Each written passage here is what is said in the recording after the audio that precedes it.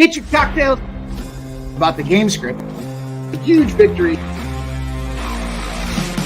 We get on these streams and we put our heads together. Get your balls, put them on the table. We are live.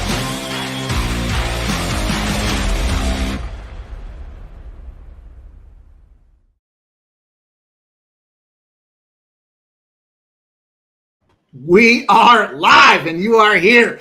We made it. Congratulations to everybody that's given the long-awaiting opportunity here to join me and break down this card. We're finally here, and I couldn't be any more excited. Shout out to my guy, Vic T's back there on the ones and twos. That's T on the ones and twos. And I want to give a big shout out to the entire Pub Sports Radio Network.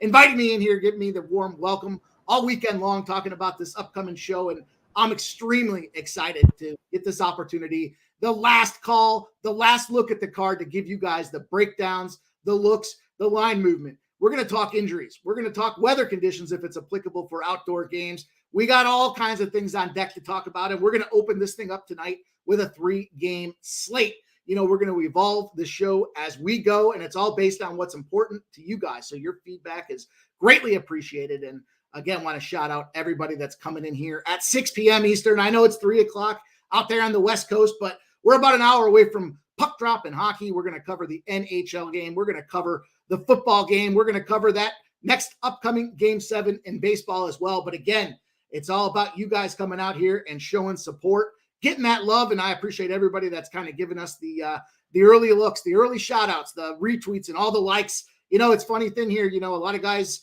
don't want to take that time to hit the retweet button, but you guys stepped up, and it means a ton to me. I appreciate the support.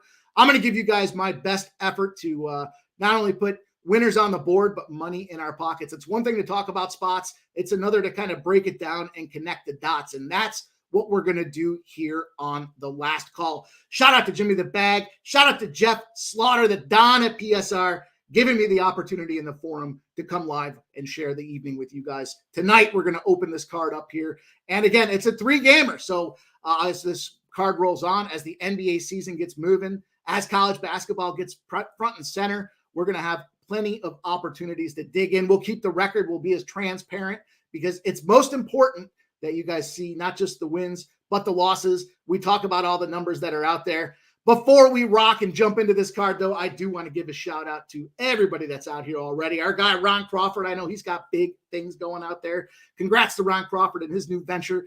Jimmy the Bag's out there in the chat. I appreciate you, Jimmy the Bag. Thanks for this opportunity, and I'm not going to let anybody down. Ron Lofton, James S., Jesse Gomez, Bo Jackson, Bella Coots, Real Deal Prime, all you guys showing up and showing out tonight. So I'm excited again about this opportunity. I can't wait to evolve this sports season with you guys. This is the best time of year. If you're into the gambling world, if you're into getting money on lines and having some fun watching an evening game with a cocktail in your hands, this is where you need to come to get that late information. You know, I look at the card all day. I break it down. I try to come up with the best opportunities, I think, where the trends fit and match. But we're also going to make sure that we capture some of that late-breaking stuff, those last-minute scratches from guys that maybe are sitting out in hockey or last-minute goalie changes. We know that happens in the NHL. I love the pucks and the ice. We're going to make sure to give you guys the latest and greatest there. It comes to NBA. You guys know the situation in the NBA. You can't make a move on a game until like 5 o'clock. Now, there are some rule changes in the NBA, some factors where the stars of the team can't sit out back-to-back spots, and we'll make sure to cover that and identify what those opportunities look like. You know, most importantly, though, we're going to keep it fresh and real with you guys and try again to get those dollars into our bankrolls. Again, I see everybody's dropping in here. Chris K says Sharpie sent me here. JW, Sharpie sent me here. I appreciate Sharpie doing what he does behind the scenes with me on Thursday night shows. He's a big part of what's happening going forward.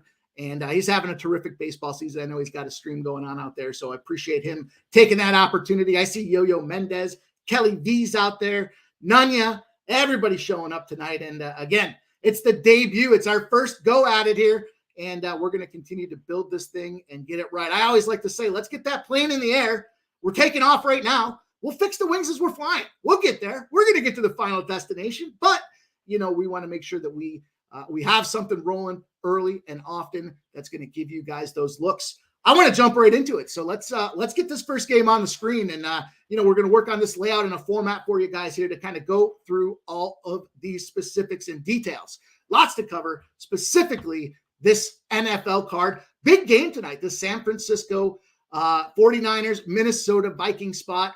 What a situation last week the San Francisco 49ers found themselves in here. There's a team on the road taking a beatdown from those Cleveland Browns. I don't know what to make of that, but we're going to try to put these pieces together tonight.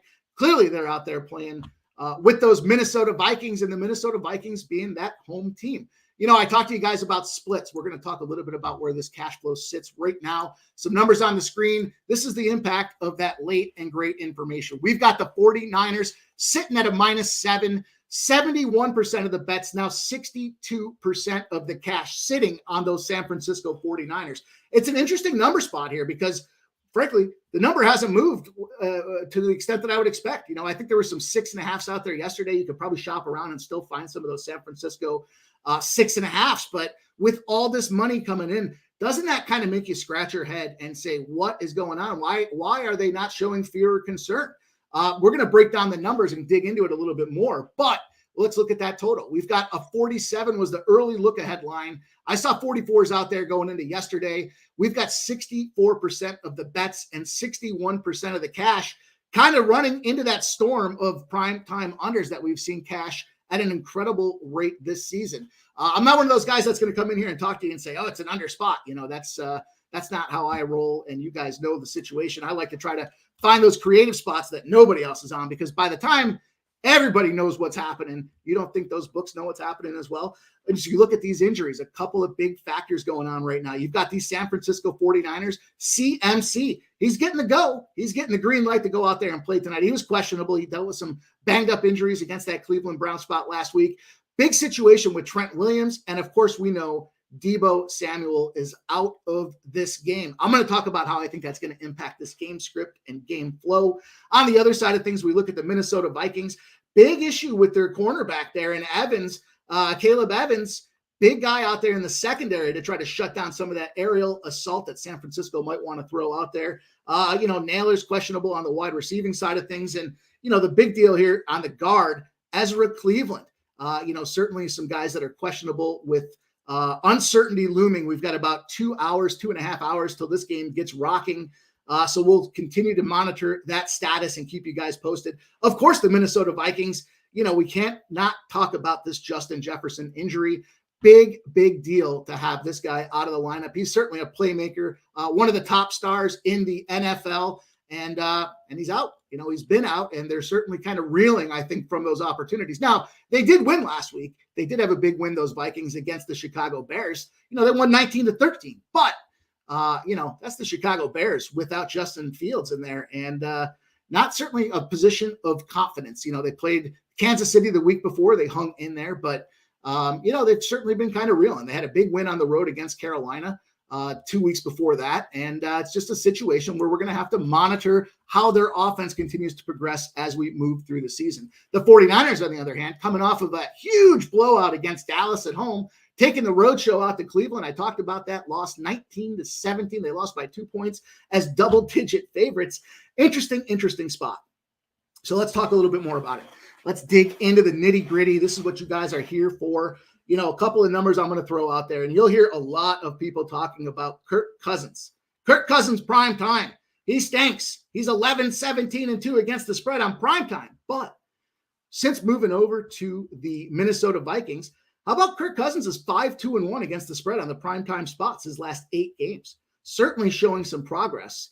Primetime home teams with rest, though, not in a position of strength here. They're 16-34 straight up, 24-25 against the spread. Very, very slim margin, if any, in terms of trying to make a decision based on that. However, the under has my attention, not just because it's a primetime situation, but rested primetime teams, when you put them in a teaser, are 8-42 to the under.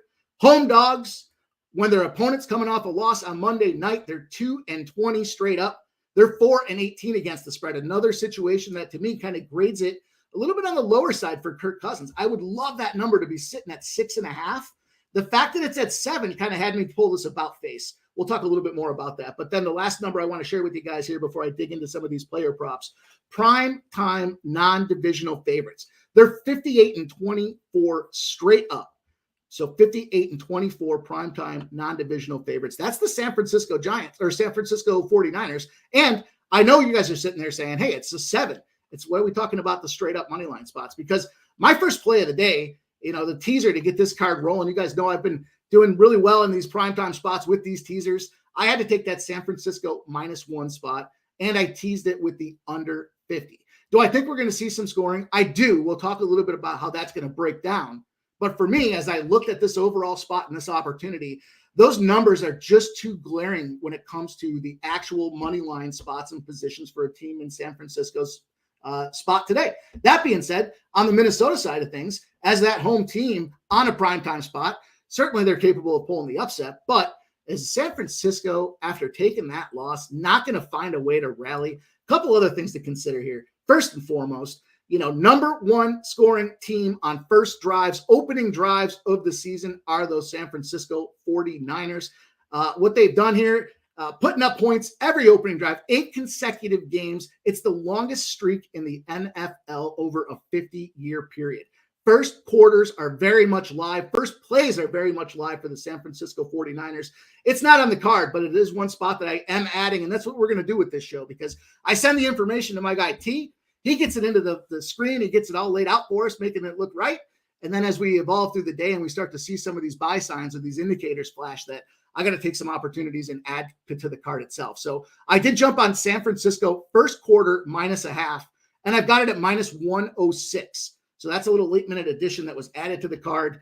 As far as the spread numbers are concerned for San Francisco, the last spot I'll share with you guys, San Francisco 11-0 against the spread after a game that they passed for less than 180 yards through the air. What that tells me is, they kept the ball on the ground the previous game. They weren't passing and finding that success. Obviously, that was a lost situation, but they're not turning the ball over. They're not producing those negligible spots when it comes to those turnovers. And because of that, they're able to put the foot on the gas that following game and come up with an 11-0 trend and streak. A lot of those numbers led me earlier in this week to talking about the San Francisco spot. But ultimately, at the end of the day, my teaser with the -1 and the under 50 and San Francisco first quarter spots were certainly things that jumped off the card for me. Let's change gears and let's talk a little bit about some props as well. We've got the most bet prop, Brandon Ayuk. Brandon Ayuk's over 71.5 receiving yards. Most bet prop, 99% of the cash on that Ayuk, 71.5 receiving yards. Second most bet prop, Ayuk's over 4.5 receptions. If you open up Twitter at all today or X, you'll see everyone's pounding away on those Brandon Ayuk spots. And, maybe that makes sense, but I'm not a 99% of the guys. I like to be, certainly in those spots that I think are unique and give us the opportunity. And I'm going to talk about a couple more of these props I'm adding to the card. First and foremost, I was out on the sesh today. I gave out that San Francisco win with Kittle touchdown. Here, Kittle, primetime Kittle. It's National Tight End Day yesterday. He certainly is not happy that he wasn't out there yesterday, but he's out there today in the primetime spot. They're going to talk more about how yesterday was National Tight End Day. We saw what happened out there, but that parlay with San Francisco and Kittle touchdown is +198. Had to jump in on some of that. And, another spot that I wanted to jump in on as well, you'll hear a ton of people out there talking about Hawkinson. They're talking about that tight end. It is tight end day or post-tight end day. And you're hearing about Addison as well. These two guys have prop numbers at 52.5 prop yards, receiving yards for Hawkinson, and respectively, Addison's got 50 prop yards or receiving yards as his prop numbers out there. And they're juiced to the overs. I certainly don't like to get in and juice spots if I can take an opportunity not to. But here's a guy that's kind of been, we'll say low on the radar. Osborne for Minnesota. Justin Jefferson came out. Who's really gotten the uptick in performance since Justin Jefferson's come out? It's been Osborne. Osborne's got 14 targets since that Jefferson injury.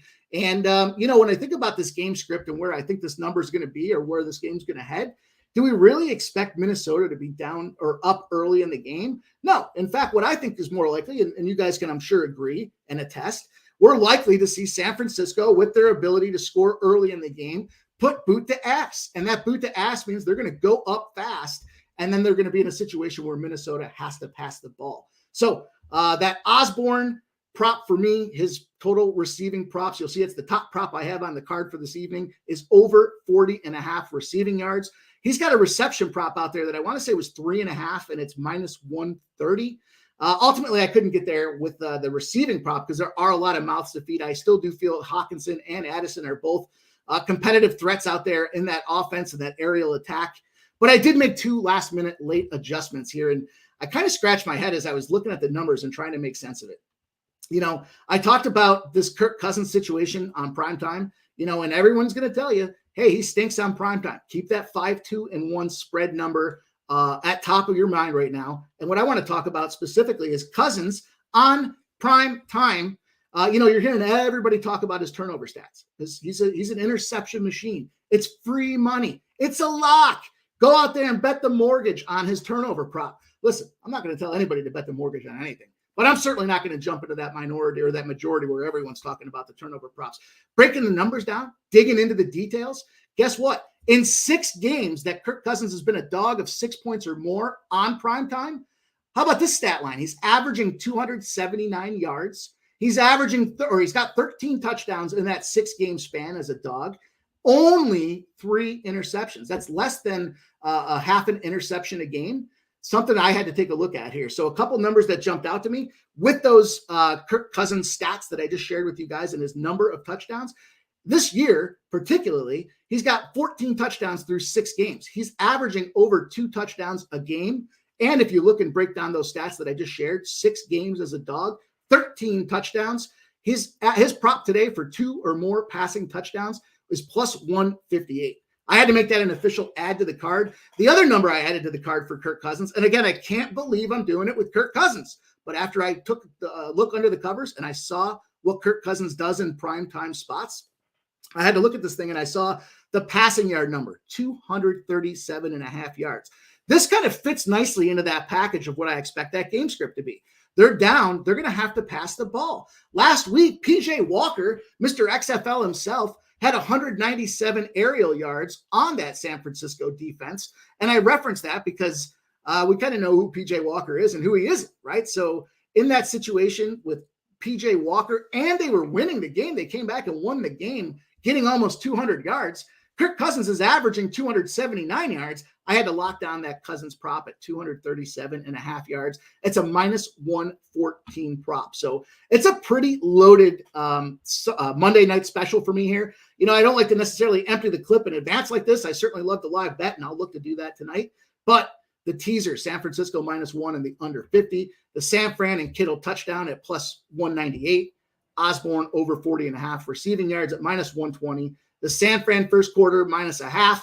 Cousins 2+ touchdowns at plus 158, and Cousins over 237.5 passing yards at minus 114 are all spots that I have locked in and loaded on for this evening. So excited about this NFL card. It's a lot more games than I thought I would come out with on the onset here, or a lot more spots, I should say. But breaking the numbers down, digging in, watching the line movement and the trends. What scares me the most about the San Francisco spot, despite all those 11-0 numbers and 14-0 numbers, is there's just no line movement when we're looking at those splits. It's got me certainly questioning: are they going to lose the game by maybe are the Vikings going to lose by 3? Do they cover? Do they get the job done? I mean, that's going to be what we'll have to determine here as this game gets closer to start.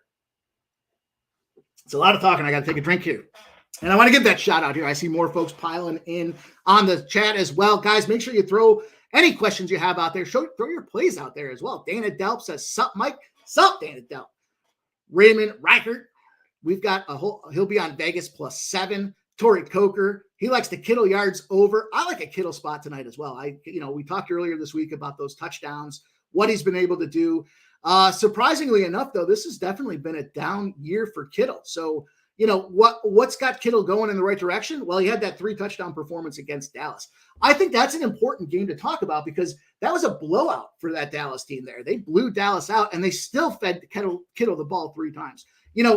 Some other numbers that I broke down is kind of talking about Kittle, that against the blitz, the number 1 target that San Francisco has in the passing game when they're getting blitzed is Kittle. He leads the team in yards and targets out there when they're blitzing. I expect a heavy dose of blitz from the Vikings tonight. They have to keep Purdy on his heels. They can't let him just go out there and pick the team apart. So given that factor, I think Kittle's very much alive. I wouldn't be surprised to see his yardage prop get there, his touchdown prop get there, his reception prop get there as well. But I think that the addition by subtraction of, Deebo Samuel not being there means there are going to be more target share going around in that offense. And I like Kittle as the guy, at least to get the touchdown for me. I think in the red zone, he's a big target. We see what big targets and these tight ends do when it comes to primetime spots here. Andrew K says Cousins over 36.5 pass attempts. Not mad at that either. I don't think there's an opportunity, from a perspective that they're going to only pass the ball 28 times. I mean, if that's the case, then my Cousins prop's going to be in trouble. But the only chance that passing attempts doesn't get there, in my opinion, is, if somehow the Minnesota Vikings end up early in this game and kind of forcing a whole change of game plan for San Francisco. In that case, then they're going to have to run the ball, and you would be foolish if you're up against one of the number one teams in the NFL and you're leading on these guys. You don't just keep airing it out, right? You gotta get creative and use your horses on the ground and run that thing all over the field. So quite a bit of NFL breakdown for you guys there. Certainly kind of covered a lot of the bases, a lot of the spots that I'm on here, and why I think those are strength of position tonight. So KJ Osborne is my top prop, but as I started moving towards the evening slate of the card, I did not jump on the interception prop for Kirk Cousins, and I did have to take the 2+ touchdowns at some really good plus money. So that one dude says, any MLB leans? Yeah, we're going to talk about that game. That's the third game in our lineup here. We'll transition over the next game. You guys kind of see the agenda on the right-hand side there. We've got San Fran, Minnesota. We just covered that one. We'll check the box. Our next game we're going to dive into is the solo hockey game on the card. It's this Montreal Canadiens Buffalo Sabres spot. So here we go. We've got this breakdown. And I'll tell you, shame on the NHL. You've got a situation where there's only 3 games going on today. You're one of them. I guess you don't want to compete against Monday Night Football, but they couldn't put a 10:30 game out there. West Coast guys had the opportunity to see some live hockey as the NFL starts to wane down in that third and fourth quarter. I don't know what they're doing. I don't know why they're in this situation. I know we have a huge slate tomorrow, but we do have a game tonight, and I am going to break this game down. I'm going to give you guys some thoughts on this thing here. You'll see kind of the bars across the top here. We've got some crazy odds out there right now for those Buffalo Sabres. They're a minus 180 type favorite right now. Very interesting position as we talk more about this game. We'll start off, we'll talk a little bit about the splits here in the cash flow. We've got 73% of the bets, 77% of the cash on those Buffalo Sabres. The line opened at minus 194. It's moved down to minus 179. Interesting kind of movement there. Now, I don't know, and I guess we could debate this and we'll evaluate it as time progresses here. But to me, hockey's not one of the more heavily bet on sports, albeit this sample size has 21,000 tickets in it. I heard somebody compare it before to betting on the WNBA. I kind of took a little offense to that because I would rather bet on hockey than the WNBA. That being said, though, I reference all of that because I think when it comes to the cash flow and the movement, I don't know that it's as prevalent in hockey. I do say with one caveat, I think the totals are a factor in this situation. And here's what I got with this game here. 75% of the bets, 85% of the cash are sitting on that over 6.5. It's sitting at minus 125. There has been some slight lean of the juice moving towards that over, but we haven't seen it quite trigger that 7 yet. So certainly something I'm going to keep my eyes on. As I kind of broke this game down, though, you'll see a couple of different spots on the screen here. First and foremost, this is a big revenge spot right now for these Buffalo Sabres. Their season hasn't gotten off to the start that they wanted, right? They're 2-3. Montreal, conversely, is 2-1-1 and found a big start to the season here, despite what is a key injury in Kirby Dash. He's their starting center. He was their key number 1 center for Montreal, and he's out for the season. So they've had to do a lot of flux and rotation in their lineup, and they found some early success. Now, I will say one of those games that they played was against the Washington Capitals, who trot one of the oldest lines out there in the NHL. They're given excess minutes of ice time to guys like Ovechkin, specifically to watch that scoring title get smashed. So breaking this game down further, I talk about it being a revenge spot. Why do I think it's a revenge spot? Because last year, Buffalo Canadiens, that series, it's a somewhat close travel proximity, so it's kind of got a little bit of a regional battle to it, if you will. And anytime you start getting these original 6 teams, guys get fired up about it. But in this case, Montreal last season ended up winning the series 3-2. Broke it down further, and I saw what kind of jumped off to me is it was road wins every single game that got the job done. So a 3-2 spot. Montreal came into Buffalo 3 times and beat them down. I think that's got to be a huge revenge factor when you start looking at this for Buffalo. And I think the other factor for Buffalo that you have to consider here is it's early in the season. The fans still have tons of hope, and the Buffalo Sabres are trying to make that step forward this year to be a playoff team. Big injury that they've got right now with their guy Levi's out there and not going to be out there now for the next couple of weeks, or next couple of games, rather. He's dealing with a lower body injury. But certainly something that they have to be concerned with. And who are they running back out there now? They're running Eric Comrie out there, who had a great game against those New York Islanders, held them down to one total goal. I'm trying to find my notes. I just lost them, which makes sense given what we're trying to do here. But, as I broke it down further and I looked at the game, I saw, how does Montreal do? This last game, they had an overtime spot. Montreal, after an overtime game, going all the way back to 2021, they're 4-15 on the money line. Not a good team that bounces back after they put their extra effort into extra innings or extra periods in hockey. Also, another trend that I was looking at is a fade of the fading the teams that are in a dog roll if they had a game previously where they had no more than 1 power play point. Why do I think that's relevant?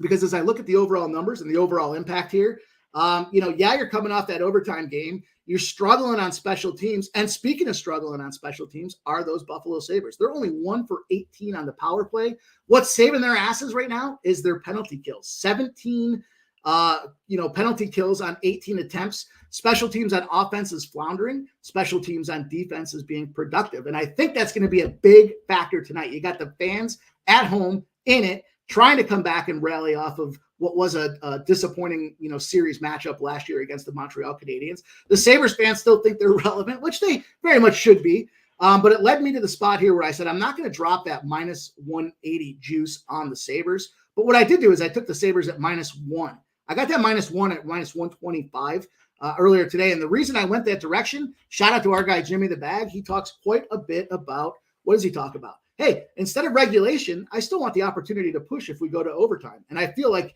that could very well be in the cards tonight. I don't know how much gas Montreal has in the tank after their previous performance, but I do know it's a difficult spot because the Sabres have a travel to Ottawa tomorrow. Certainly something that's going to kind of have my eyes open and keep me kind of aware of what's going on. But there's a spot that I did like quite a bit today as well in the prop game. You'll see it's my top prop on hockey tonight. I got to go with Dylan Cousins. I had the Cousins to get over 2.5 shots on goal. It's an even money spot. So we're starting to see that kind of drift a little bit and sway. Why did I go Cousins? Well, he's the center. He's the starting line center. He's the first line power play situation as well. And they know they got to get that power play moving. So we're going to see a lot of shots. He also plays with Rasmus Dahlin on that first line as a defenseman who shoots the puck a ton. And he's got Tage Thompson out there. Last game that they were out there against the New York Islanders, they shot 40 times. That number jumped out at me because the New York Islanders are a team that they like to play a defensive kind of shut them down style of play. And they're not jumping in front of pucks. They're not taking, anything for any chances early in the season. Let's let our goalie get those saves. 40 of them. Well, in that last game, Tage Thompson led the way with 11 shots, but number 2 behind him was our guy, Dylan Cousins, with 6. So I had to go back there tonight. Give me the Dylan Cousins over 2.5 shots on goal. It's an even money prop. To me, it checked all the boxes for me. I looked at another prop, and I didn't get there officially on the line, but I'll share it with you guys as the assist prop. Why did I have to look to the assist prop? Because there's a lot of competition on that offensive, juggernaut in this first line with Thompson being the goal scorer here. Thompson's got aspirations to lead the league. There's some guys that are out in injury on other teams. It's an opportunity for Thompson to step up. But as the center in that first line, you're taking the puck, you're taking the faceoffs, you're trying to win those faceoffs out to your point to take a quick, or to your wingers to get shots. You're certainly the guy that goes in the corner, to help and assist anybody that's down there in the corner. So there's a 2-on-1 created in those corners of the offensive zone, and you're going to pass that puck to the guy that's in the slot. Tage Thompson is in the slot a ton And I like that Cousins spot at plus 200. I didn't officially get there, but it's certainly something that I still might get there with in the next 30 minutes of the line. I looked at the total point side of things. For him to get a point in general is minus 130, Dylan Cousins. So, what they're saying is it's probably going to be a goal. Well, the goal prop was like plus 120, plus 125. Just wasn't enough for me to get excited about it. But that plus 200 certainly was something that I looked at and thought, maybe that's something to take a look at. Maybe that's the play to get into and get on here as we move forward. But my two official plays in the Sabres game, I've got that -1, and I went with the Cousins shots on goal prop over 2.5. So let's take a peek here and see what everyone's got to say in the chat. We'll keep this thing rolling. I see Brian Watson says, good day. He's got the Sabres -1-2. Like that look as well. Rich H has that Sabres first period.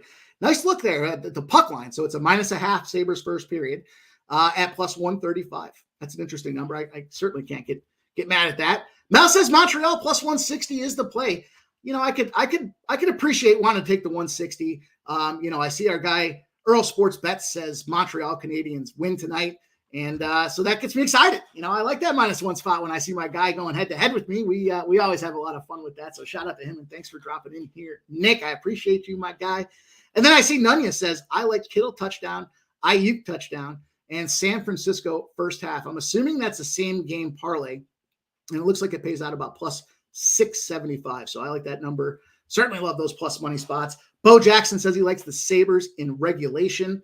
I was close, Bo. I literally mentioned that conversation about whether you want to take that -1 so that if it does go into overtime, I could see the Sabres getting a little sleepy in that third period and potentially opening that back door to let Montreal come back in there and push this game to overtime. So I'll be live looking for an overtime prop there as well.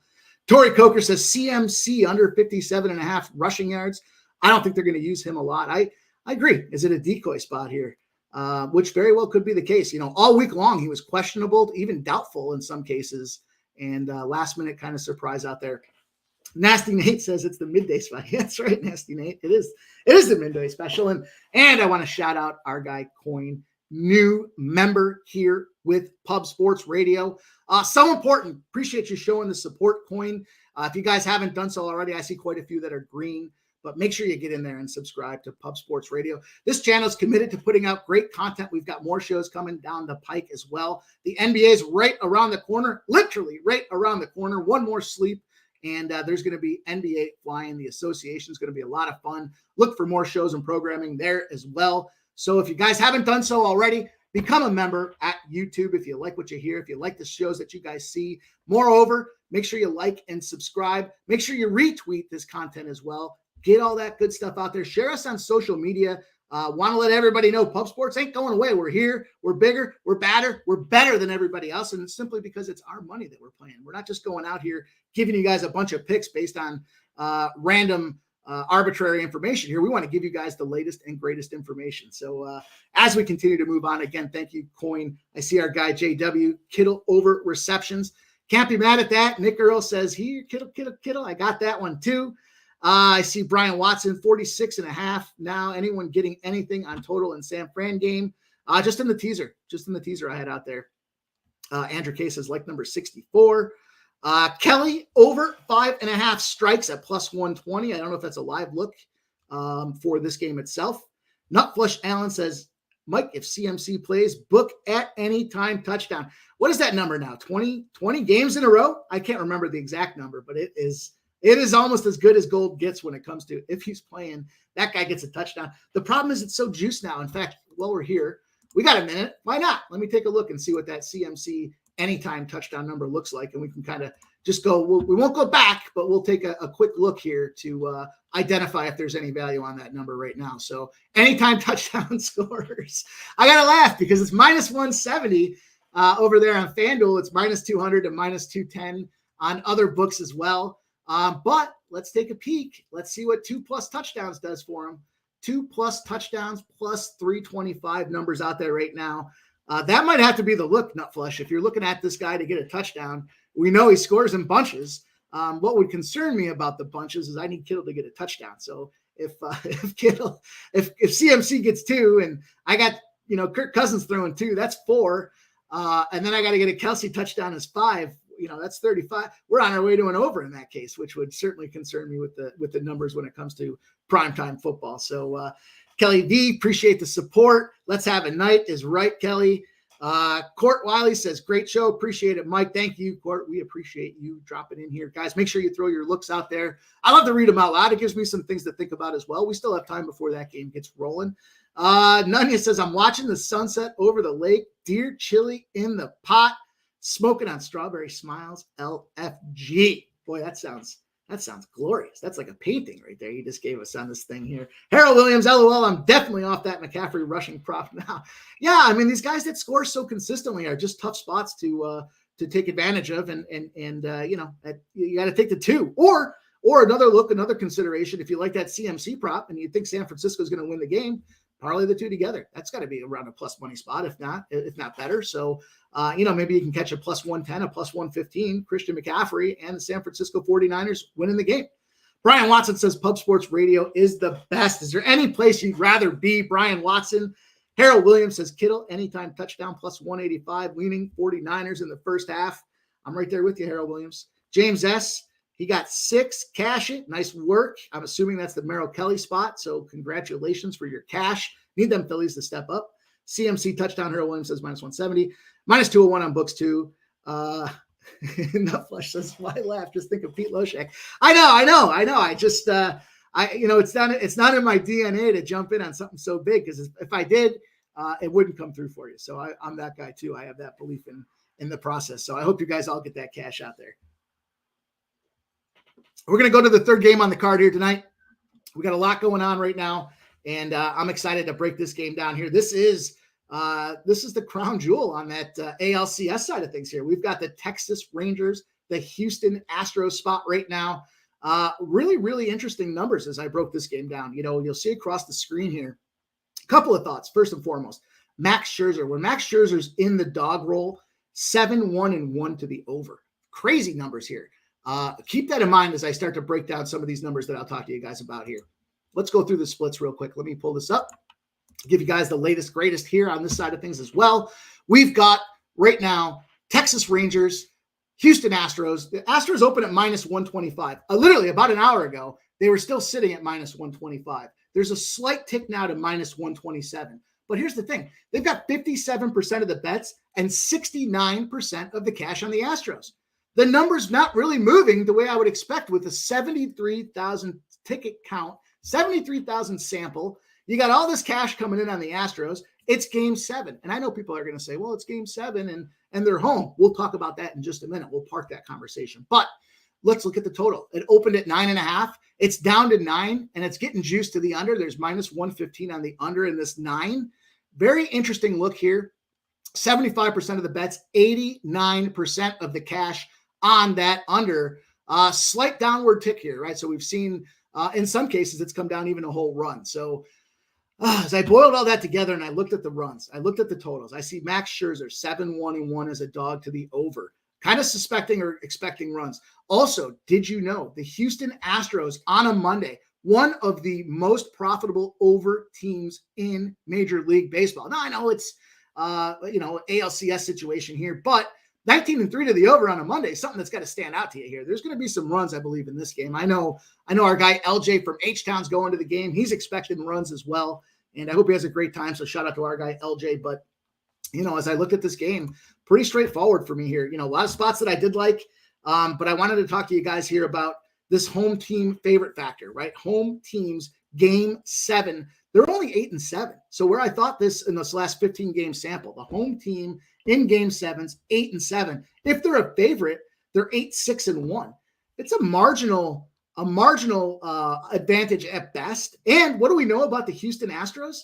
We know they stink at home this year. I don't know why. I don't know what happened. I don't know how you don't have home field advantage when you're at home. But the only other number that kind of jumped out at me is going back to 2004. The home team is 9-7 in those spots when it comes to game 7. So is there a ton of advantage for this Houston Astros spot? I just don't see it by the numbers. And then as I look at the sports book, and this is where I believe the splits kind of shine through and give us this picture here, 57%, 69% of the money, and they're really not showing any concern. In fact, you could argue that they're saying, hey, put more money on it. They haven't made it more attractive, But what is attractive to me is the Texas Rangers side of the ball here. One other factor that goes into this is when the Texas Rangers have won the first 5, that following game, they're winning at almost a 65% clip. So couple all that together. And lastly, Max Scherzer.